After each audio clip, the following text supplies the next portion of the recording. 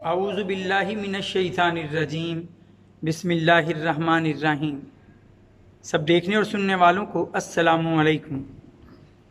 یوں تو ہر انسانی رشتہ عظیم ہے، ہر انسانی رشتہ قدر و قیمت رکھتا ہے، اور جس انسانی رشتے کو بھی نبھائیے، جہاں کہیں بھی صلہ رحمی سے کام لیجئے، آپ کو اللہ تعالیٰ کی طرف سے اجر عظیم ملتا ہے۔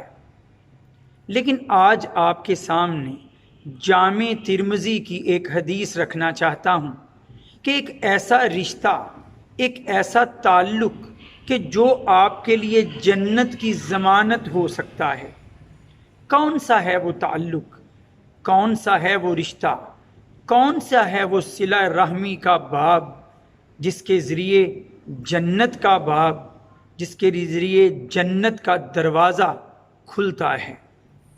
وہ دروازہ جامع ترمذی کی حدیث کے مطابق نبی کریم صلی اللہ علیہ وآلہ وسلم نے فرمایا کہ جو شخص کسی مسلمان یتیم بچے کے کھانے پینے کی ذمہ داری اٹھا لیتا ہے، اللہ تعالیٰ یقیناً اسے جنت میں داخل فرمائے گا۔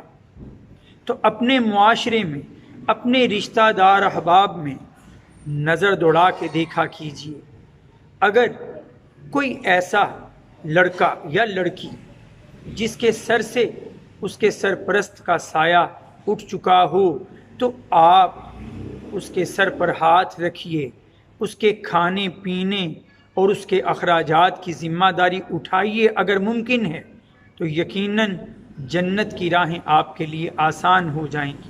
وآخر دعوانا ان الحمد للہ رب العالمین۔ السلام علیکم۔